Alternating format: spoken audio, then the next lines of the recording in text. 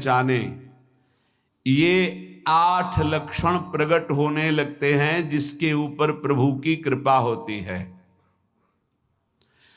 हमारे ऊपर प्रभु की कृपा है, ये हम कैसे पहचाने? तो ये 8 लक्षण प्रकट होने लगते हैं जिस पर हरिजू की प्रियाजू की कृपा है। पहला, घोर अपराध करने वाले के प्रति भी दया की भावना,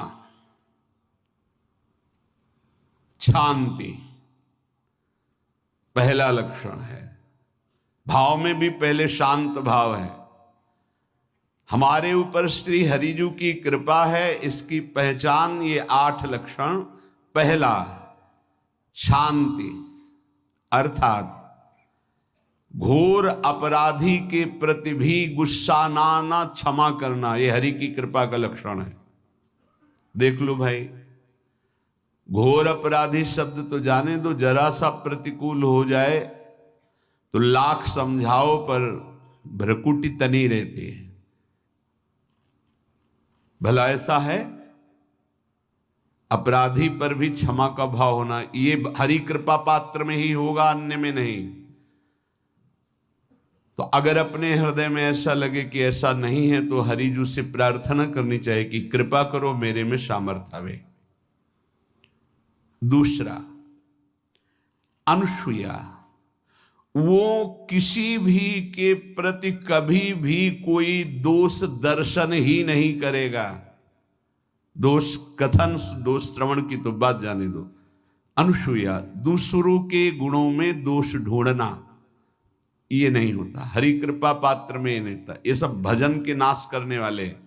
जैसे पहला अपराधी पर क्रोध कर देना, तो माया ने भेजा इसीलिए था कि तुम्हारे साथ व्यवहार ऐसा करे कि तुम क्रोध करो। क्रोध करोगे तुम्हारी ऊर्जा शक्ति नष्ट हो जाएगी, अध्यात्म में जो चलने की थी। और कहीं तुमने संकल्प कर लिया तो भजन शक्ति नष्ट हो जाएगी। तो अगर भजन बल है तो गया, जरूर उसको दंड मिलेगा, पक्का मिलेगा, 100% मिलेगा, लेकिन आप खाली हो गए।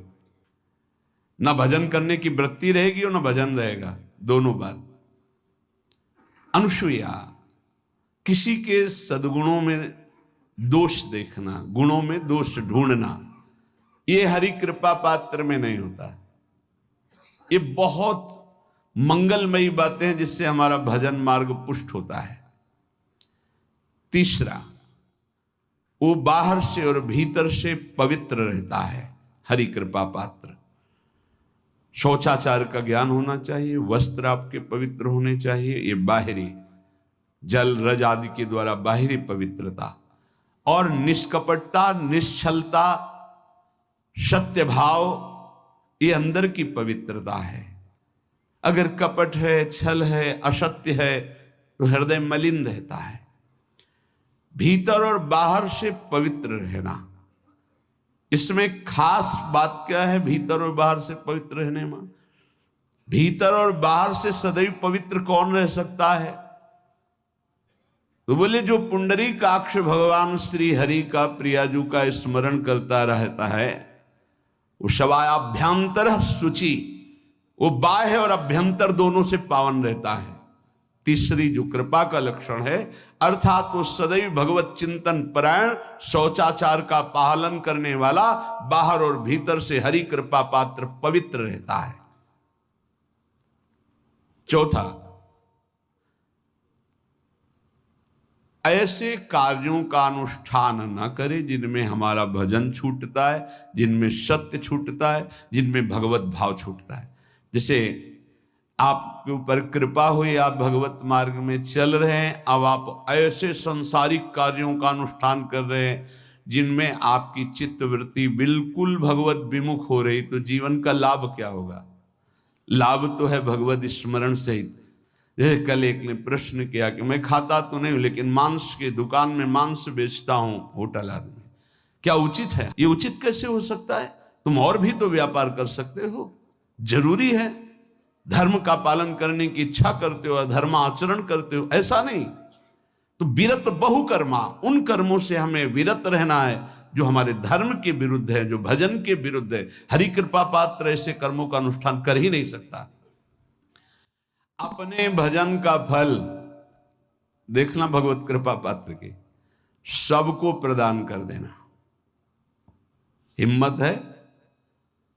अपने भजन, इतनी मेहनत से किया हुआ भजन, भजन होने के बाद हे प्रभु इस भजन का फल हो, सर्वे भवन्तु सुखिना सर्वे सन्तु निरामयः।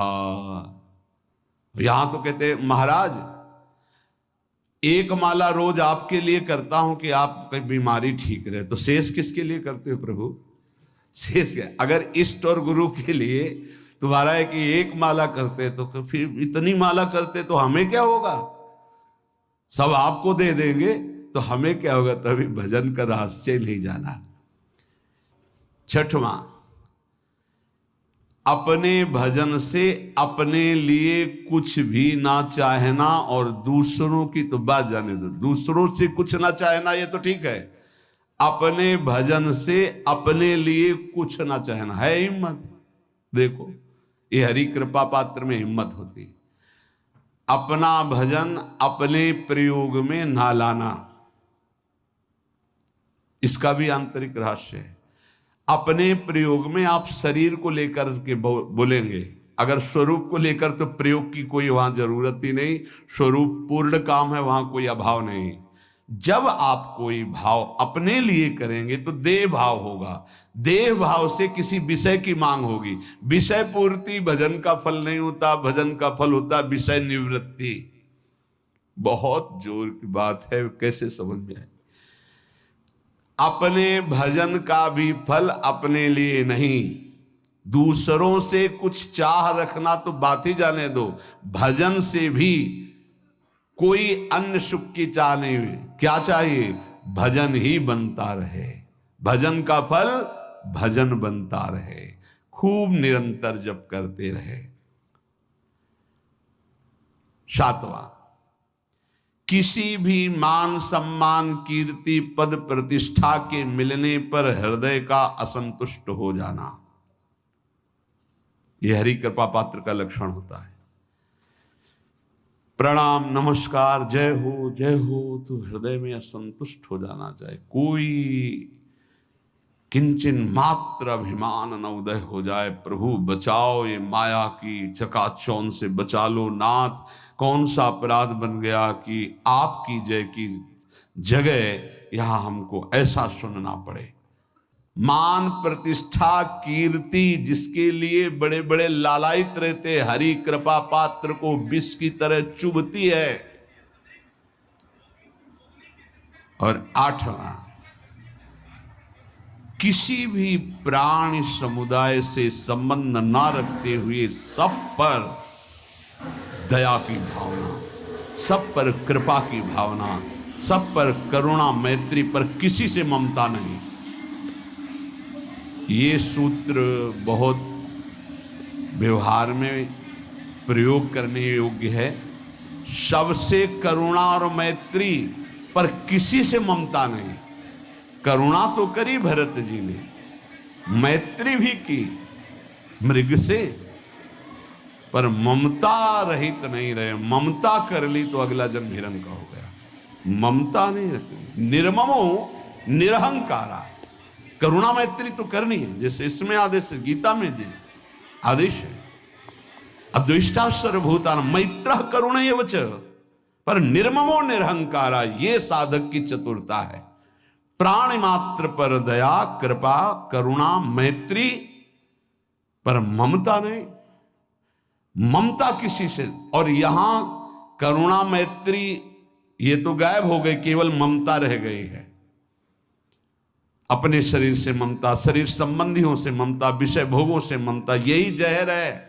संबंध में ये ममता ही जहर है, विचारों में अहंकार जहर है, कर्मों में ये आसक्ति जहर है। इसी जहर को मिटा दे तो जीवन मुक्त महापुरुष कर्म करते हुए, विषय सेवन करते हुए, वार्ता करते हुए, विचार करते हुए, बिल्कुल जहर रहित उसका जीवन हो गया।